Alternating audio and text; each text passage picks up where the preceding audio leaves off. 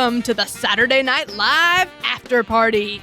With SNL on hiatus, we thought it'd be a good chance to review the officially released Cut for Time sketches from the first half of Season 46. I'm Catherine Coleman, and I'm joined as always by John Murray. If you'd like to connect with either of us, you can do so at snlpodcast.com. Enjoy this full-length, supporter-only version of this week's discussion. If you'd like to get all of our full-length, ad-free, sketch-by-sketch Season 46 coverage, you can find it exclusively on Patreon and Subscribestar/SNL Podcast.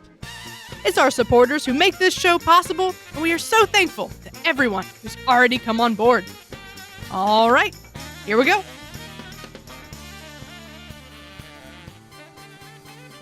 All right, John, Happy New Year. Welcome to 2021. Happy New Year. Yeah, we're off to a rousing start. We finally, settled all beefs from 2020, and we're coming out with a fresh sense of unity and just calm. The peace. Pandemic's over. Everything's serene. Good.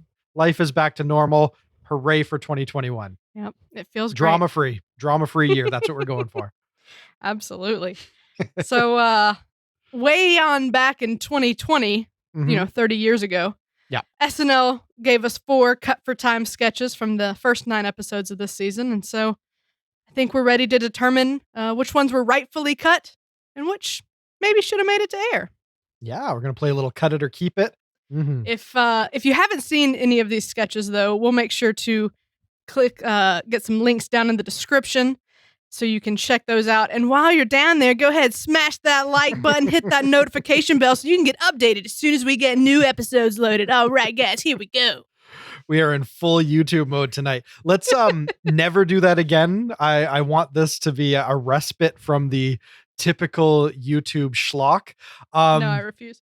Yeah, so as our audience wouldn't know, one of the very first production notes I ever gave you was never, ever say smash that like button on the cast.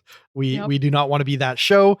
But yeah, when it's a little tongue in cheek and we're having one of these quick and dirty off week episodes, maybe that's the time to mess around a bit.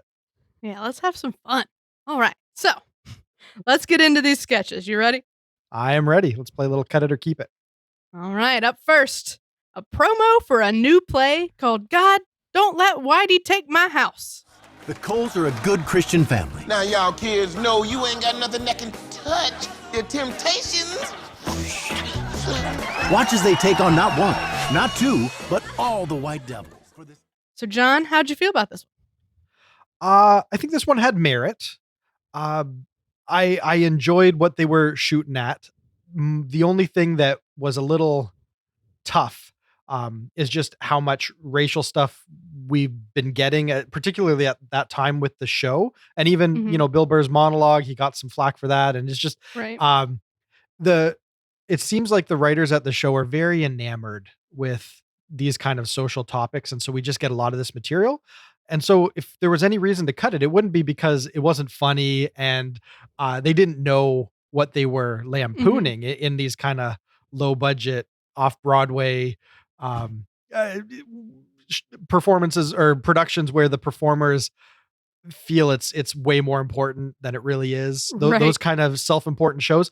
So I liked what they were going for. Just, 2020 left me a little burnt out on all of the social stuff. So it wasn't immediately connecting with me at that level, but I can't fault the fun that they found in all this, and having Pete David come in as himself as sort of like the celebrity performer for the show, I thought was an inspired little bit. So this had its moments. It was fun enough. And I'm kind of ambivalent. I think if it made it into the show, I would have been totally fine with that, but I think I was okay with it being cut too. Yeah, I think agree. It had some moments that were good. I particularly thought Ego did a great job, and she had that line of, well, he didn't take the test alone. He had Jesus. Right. And I thought that was hilarious.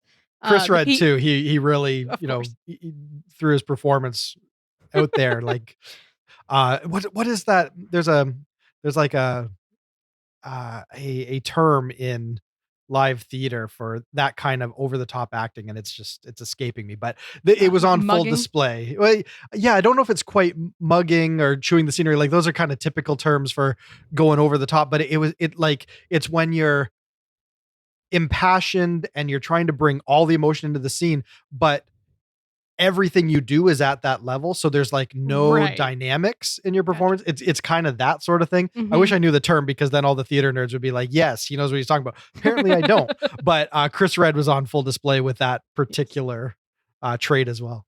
Definitely. And yeah, like you said, like the Pete bit was really fun.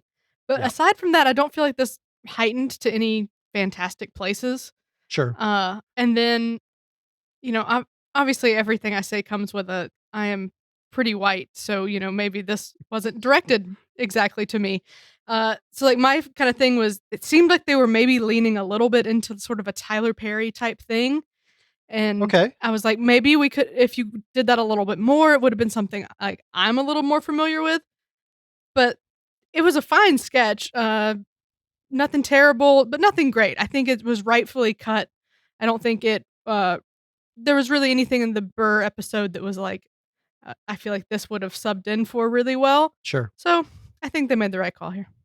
All right, well, a woman sounds crazy trying to explain Lovecraft Country's many layers to her friends.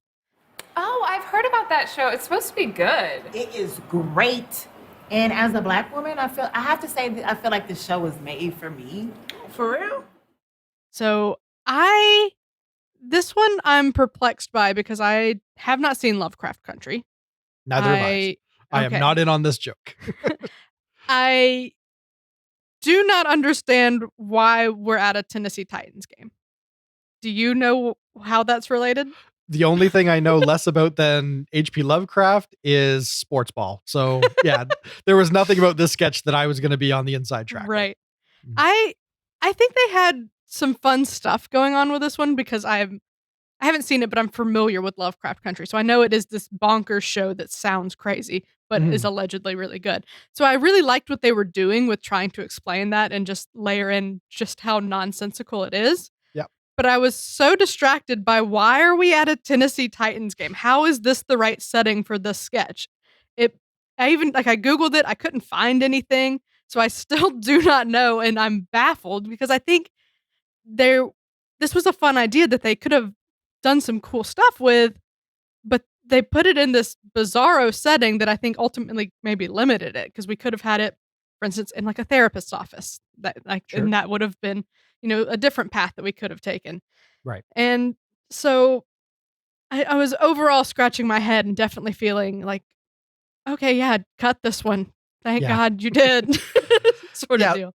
So when we're watching these sort of out of time, the Issa Rae episode was what, number 3 of season 46? Like this is squarely pre-election, early fall, which it might as well have been 40 years ago. Right.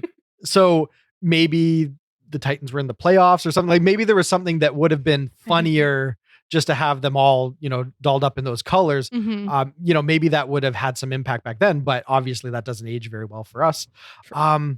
My feeling about this, aside from not being in on the joke, because I haven't seen the show, I felt pretty strongly that even though I wasn't in on the joke, I could make a pretty emphatic call that this sketch was not good.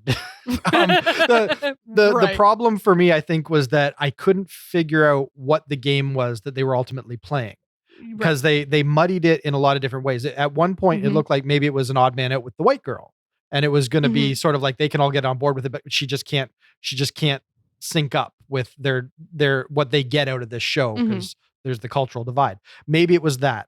Then it was, okay, well, maybe Issa Rae is the odd man out because she has this passion for this show and no one else is going to be able to pick up what she's laying down. Maybe that's it. But then Keenan gets on board with it. So that's kind of a muddy, then it turns into, oh, well, maybe this is something where everyone has beefs with her. Cause at the end, very abruptly, everyone's like, nah, I'm out of here. You've always kind of bothered me and you're thirsty. And like it took a bunch of turns that didn't quite track for me. And I just didn't understand if they were building towards something and what the real joke was here. Is it just this character liking the show? If so, they needed to focus in on that and have everything else serve it. Cause what they ended up with just kind of it meandered and because of that, there was just not as much laughs from that potential character, passionate about a show. We've seen these kind of characters like Like the Weezer sketch. Exactly. Sterling K. Brown and his passion for Weezer, or we've had some other follow-ups in the same vein of that kind of thing. So there was something here that they could have, like you said, if maybe they'd put it in a different setting or structured it different, there could have been a much clearer situation unfolding. And I think that's really where this one fell down. Yeah, a different setting, I think, could have sharpened the game, because the device for moving it along could have also been different, because I think that's another place where it lost me. We had Keenan coming and going a lot, and that felt very inorganic when he could have like had a cooler next to him. Yeah. And we could have heightened that more too. Like at the end, he could have been like smoking something, like just really like, oh yeah, I get it now. Like, you wonder, is the joke that as he gets more and more drunk, he's able to tap into more of what would be brilliant about the Lovecraft show, and that's why he's her one ally in this.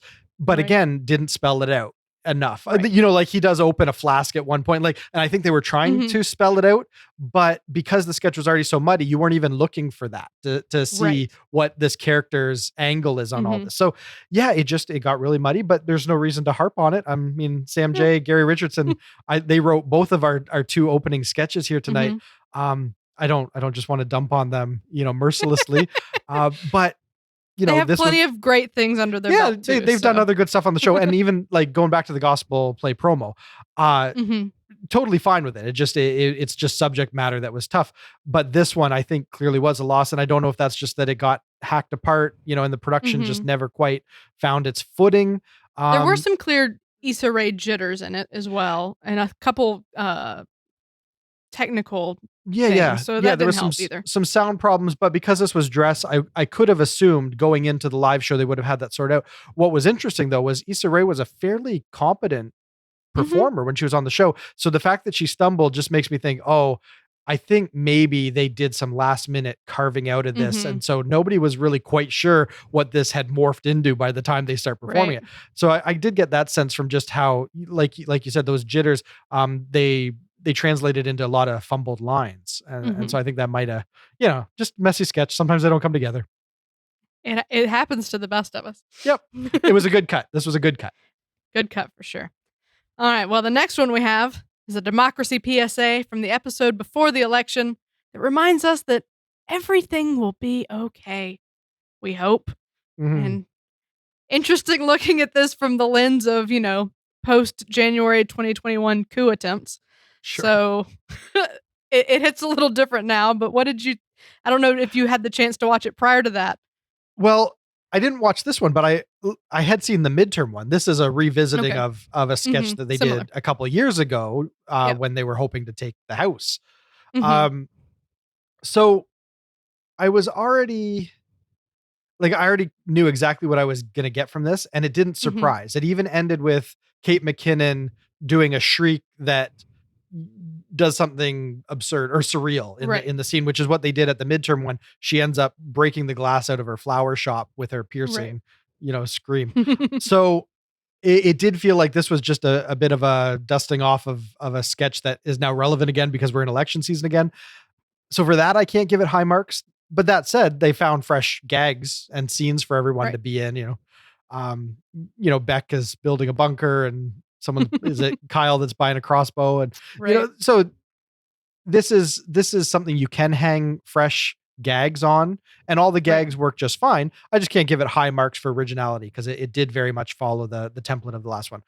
But I can give it high marks for the prop department beautifully translating our Canada road signs into that last little piece with Heidi trying to cross the border. That sign, that looks like it's off one of our highways. Like that is dead on Canada branding. So when I saw that, I'm like, yeah, someone hopped on Google Images and did their homework for this one because they didn't phone in their Canada sign, and I can respect that. So it gets high marks for the Canadian aspects. Everything else was pretty predictable. Okay, I think that's fair. It is the exact same beats as that one, but I really loved this sketch because I remember watching it right after they released this one, like right after the episode, because obviously it's very topical. And I remember thinking that should have been in the show. I think it was better than a decent bit of the sketches we ended up getting in that Mulaney episode. Right. 'Cause I think I was a little middle of the road on the Mulaney episode. No, well, And this I thought was obviously great. fell victim to the Mulaney sprawling musical post Weekend Update epic, That's true. right? That's the thing that always throws off the show clock. So this was something that, maybe if they hadn't gone back to that particular well, they would have had room for these kind of pieces. That's true. Yeah. Yeah. But I think this was really good because we were feeling as a member of the left, we were feeling that same energy as we did in the midterm, but like times 11. Like it was Sure. like things were looking pretty hopeful, but like we've been duped before. So just like that tension, it's like, I haven't slept in 6 days because I'm so anxious. And then the preparing for just like the absolute worst. Like we made jokes about, like what crazy things may happen. And, ultimately they went, I didn't actually expect them to happen. Sure. Here we are. And I think this was really fun. Like Kate ironing her hand was really fantastic. That was a good image that I think I've used like the GIF with my friends a lot. So I really loved this one, and I thought it was stronger than a lot of the other sketches in the Mulaney episode. So I wish they would have kept it. Yeah. I think if you're a kindred spirit with where the writers were at this point, this was a week or two before the election. If you're feeling that passion, then obviously this is going to land really good, especially at that time. So yeah, I wouldn't want to write off the sketches not having value at the time, but looking back on it a little more dispassionately now after the fact, not that, your country isn't still burning, but actually that it almost got better with time. Yeah, no, there definitely is a story to tell. But for me personally, just being a little bit more removed from it and just looking at it on its sketch merits, it's the fact that it seemed so immediately familiar that didn't wow me. But that said, the gags were all good. Like you said, the ironing of the hand and all the rest of it. There was good stuff to be had here, especially if you're definitely emotionally invested in the subject matter. Right. Yeah, absolutely. All right. Let's keep going to our last one, where the middle-aged mutant ninja turtles are all grown up and one of them has diabetes but doesn't know it. Right. So this is a sequel to our first one that I think happened at home episodes, right? Yes. Yeah. All right. It was a standout of the at home episodes. I think maybe the third one. Yeah. Yeah. I remember we all really loved this in the at home. So did you like the sequel? I did. And this is where subject matter and how close it is to your heart can make all the difference, because this is something that you could level the same criticisms as the democracy PSA. We've seen it before. It didn't break new ground. And, you know exactly what you're getting now when you see these, and they didn't surprise. But I grew up with the Ninja Turtles and I'm now a middle-aged man. And there's just so much about this. As much as my life isn't a train wreck quite as bad as the Turtles are. Have you gotten tested for diabetes recently? Yes. Actually, I'm in the midst of a 5-day fast because I want to head that one off at the pass. But anyways, that is a different podcast, a different conversation for a different time. But nonetheless, I turned 40 last week, and there's something about middle-aged mutant Ninja Turtles that definitely speaks to me.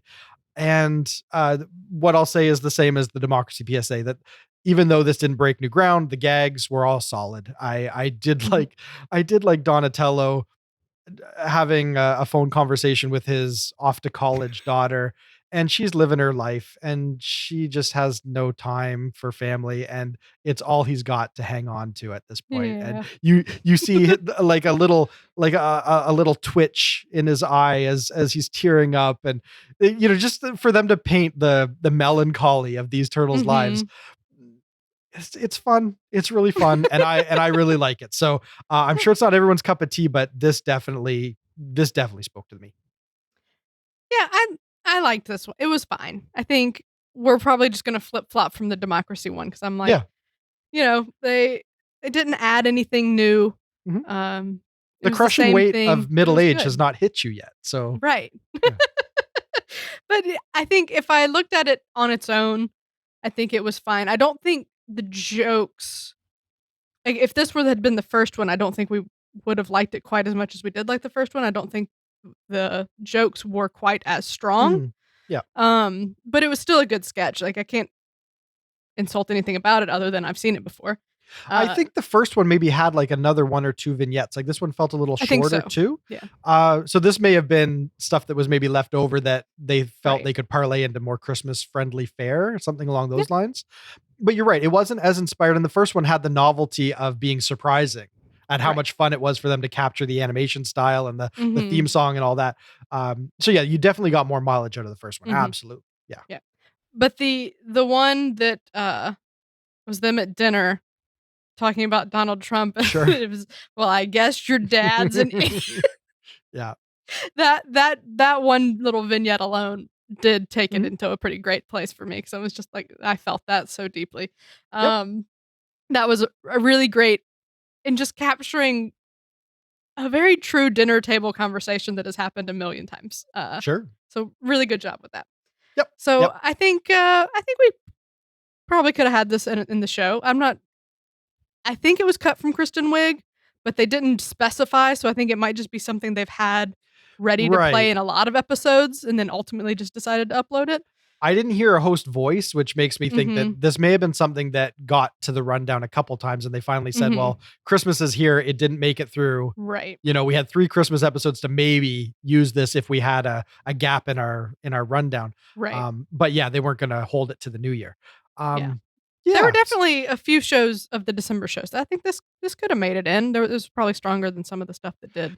Yeah, it's just tricky in the At least moment one of those. because this was a Right. short piece too. So, you know, do you Mhm. throw this in and then you create another gap that you can't fill with a sketch because That's now you true. only have a minute and you just can't carve something down that far. Right. So sometimes it's just it's the Yeah, the there's more tyranny of to the the clock. cut for time than, Right, you know, yes. was it good or bad? You know, Right. it's a tricky thing, but yeah.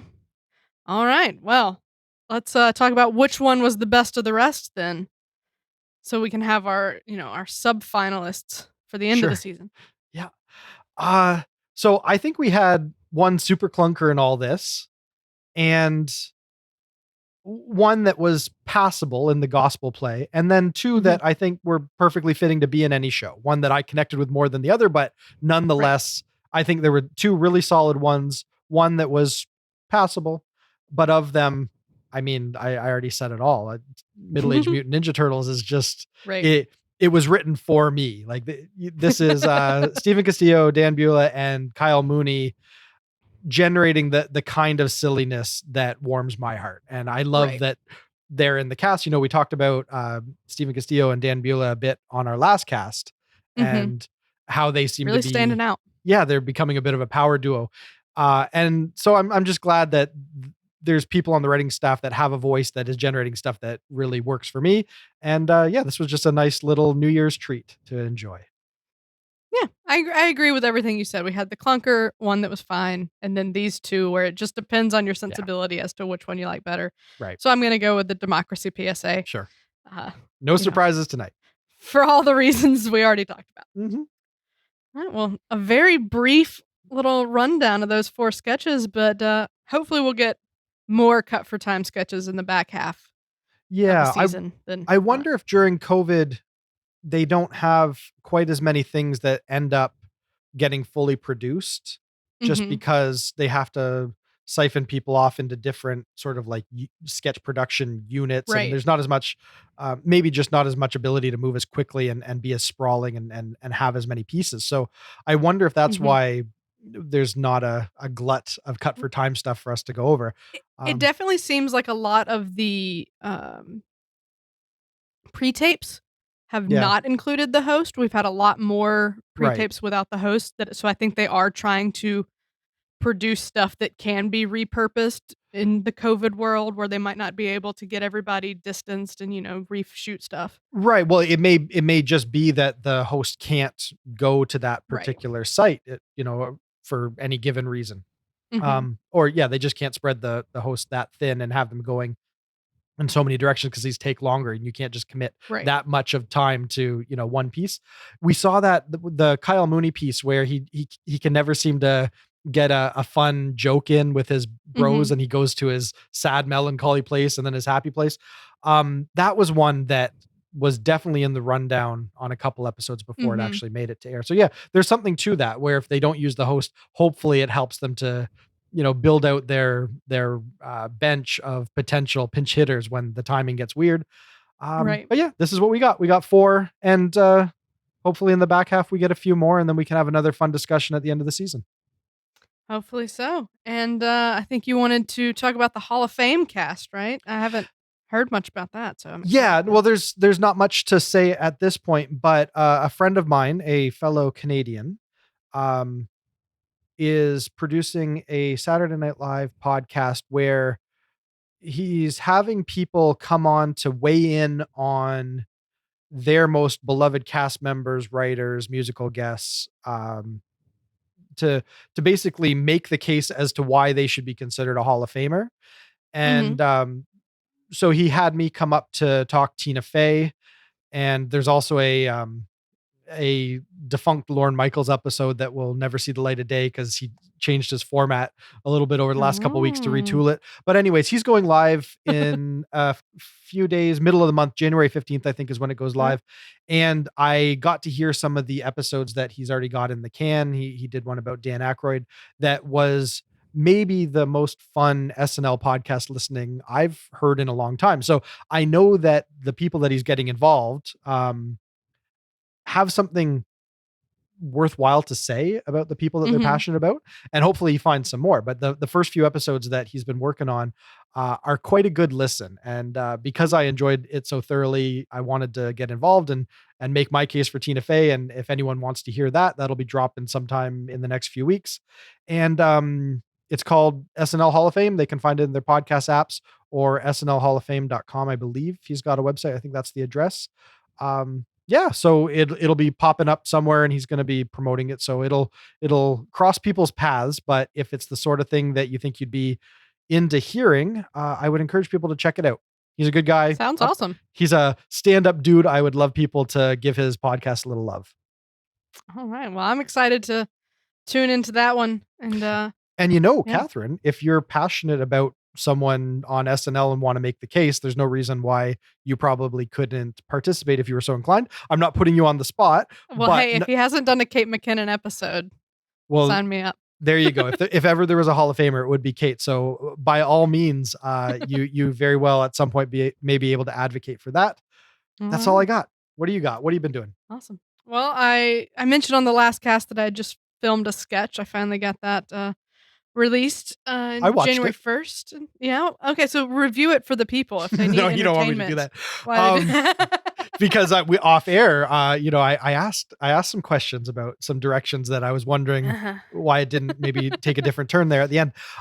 It's amusing, it's fun, and obviously your character is the most like interesting part of it. You are the wild Mhm. card in the Right. sketch, and so that's fun. It's fun to see you doing a character, and a fun premise. But like I mentioned, I would have taken a different tact at the end, and apparently that was some sort of safety that you guys had filmed or had considered. But anyways, Yes. I would have gone in a different direction at the end, but still fun nonetheless. Yeah. If you think about it too much, it falls apart. Sure. So I had that going for me. The other ending, it just didn't. I never got it to flow right. So it is You know, what it it's- is. But if you want to see it, you can see it on my Instagram, YouTube, or Facebook. And what's the actual name of it for people to be able to search it on It is YouTube? called the Impossible Burger Taste Test. Right. Yeah, see, that's the fun thing. The second we have someone scrutinize our own work, it hopefully helps keep us humble as to Absolutely. what happens a lot of times on SNL, where you have a funny idea and you even realize it perfectly well, but what we don't see on screen is all the other avenues you could have gone down that you considered. And at the end of the day, you just got to kind of follow your gut on maybe Mhm. what's going to be the best button or what's going to be Right. the best take on a character or whatever it is. And it doesn't mean that there isn't 50 different options that if you had all the time in the world to explore, you could maybe punch it up and make something even better. Right. But sooner or later, you got to lock your script and start doing something with it, and you get what you get. And that Yep. happens on SNL. And sometimes, yeah, if you don't every now and again get in the trenches and force yourself to like Mhm. walk in their shoes, you forget that it's a million little decisions that gets a sketch to air, and it isn't always Mhm. going to be exactly the same path that you would have taken. Nonetheless, I And had the fun show with your goes on sketch. because it's 11:30. Exactly. Not because it's ready. Exactly. So, fun. People should check it out. And if they have any scathing critiques, by all means, send them to Catherine C. Coleman on Twitter or Instagram and That's me. just cut into her. If we can review, then we can take some critique. I'm always open to feedback, preferably, constructive criticism. But No, be brutal. whatever. All right. Well, that's that for the Cut for Time sketches, and we'll be back soon. I don't know why I did that. All right. Well, that's a wrap.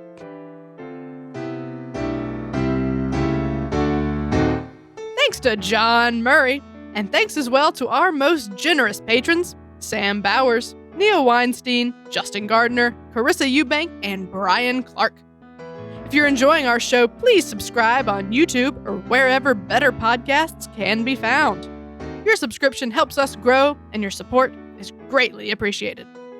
We'll be back soon when SNL returns for the back half of season 46.